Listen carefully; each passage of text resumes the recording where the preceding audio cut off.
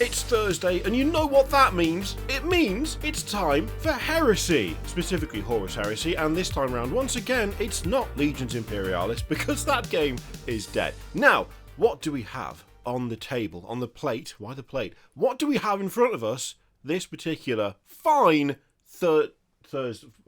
It's been raining all day, it's grey. Look, I'm just trying to bring some energy, because right now, outside, it looks like it's about to turn into night, and it's only 2:45. So, I'm just doing the best I can with what nature has given me, in so many ways. This time round, we've got the Siege Breaker Consul, and immediately, I've got a problem with this, right? I've got an immediate issue with this. Siege Breaker Consul, and you do not paint this guy in either Iron Warriors or I would even accept Imperial Fists. Just saying. Even me, I would accept that. But no, we've got boring old Sons of Horus again. But whatever, I suppose we'll take a look anyway. I will say they get an immediate 10 out of 10 for this sentence. Siege Breaker Consuls, experts at rapid deconstruction initiatives based on the precise application of extreme explosive force. Now, that is an excellent description. I love it. May well nick that in future. In other words, they blow stuff up. Well, I mean, yeah. Now, first impressions, that is one of the coolest hammers that they have made. I'm just throwing it out there. That is a great thunder hammer. Look at that.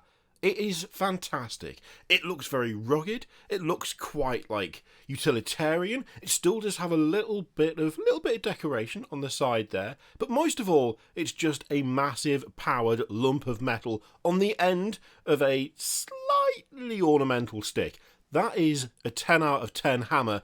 And I would love if there were a bunch of those in plastic available for kit bashing purposes, but this guy's going to be resin, so that hope is immediately died on the vine. Armour-wise, I think we've got like very heavily modified, like Artificer style Mark IV armour. They're sort of, the greaves, like the legs as a whole, give that impression, but there's quite a lot of extra stuff going on here. Looks very beefy. Very chunky. There is girth around those shoulders. Everything looks just kind of beefed up and extra armoured, which I really like. I do like the segmented armour plates hanging down at the waist. That looks fantastic.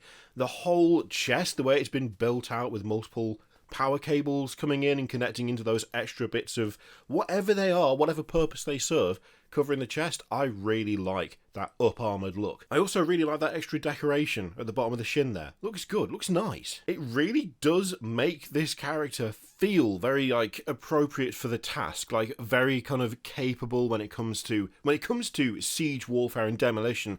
They've really made him look the part, but I think it's fair to say that armour is still generic enough that it's not gonna like stand out. It's not going to look like you've just taken another Legion's like character and throw them in. It's chunkier, it's slightly up-armoured, there's a nice bit of extra decoration as well, but it's all simple enough and it's all like unobtrusive enough that I think it'll fit in pretty much anywhere, which is a plus. Also, is that some sort of rad grenade attached to his belt, or is that just the most insanely ancient looking cool Green Lantern? I'm not really sure what it is. Either way, I do like it. Again, nice bit of extra gear, but it's not over the top. And to be honest, I feel like if anyone is due to have an optional helmet, it must be this. It must be this guy, but I've been let down with only bare head options before, so let's do a bit of scrolling. Oh, immediately salvaged it. Immediately salvaged it.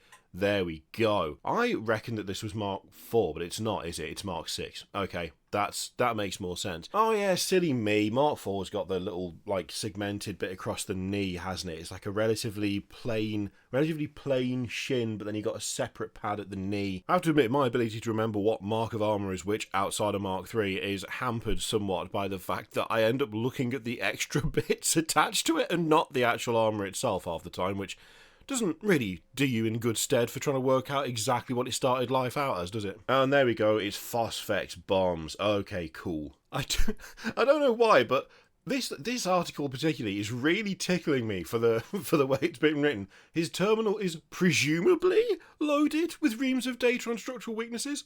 Presumably. I mean, he could just be playing Pac-Man. We don't know. Oh, and there's the cherished multiple angle view. We miss them when they're not done.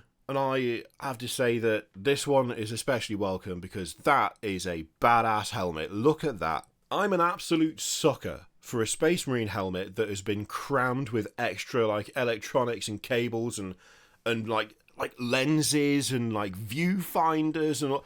Look, as soon as you start encrusting a bunch of extra gubbins into a Space Marine helmet, I'm there. I'm ready to go. And that is a quality helmet. I also, for a minute, whilst we were looking at the other view, thought that the pad was just hovering and thought that was kind of cool. No, big chunky metal arm. Big chunky metal arm coming around from the power pack and sort of holding it in place. We can't be going around wasting like anti-grav stuff on what is essentially a fancy iPad. We can't be doing that, no. Again, little extra details on the power pack, and I like the way they've painted the wires to correspond with different sections. I like that, that's kind of fun. It's a bit tricky to tell, but does the arm take the place of one of the exhaust vents for the power pack? Because that would be cool. That would like be a really fun little adaptation. Either way, looks just as meaty from the back as he does from the front.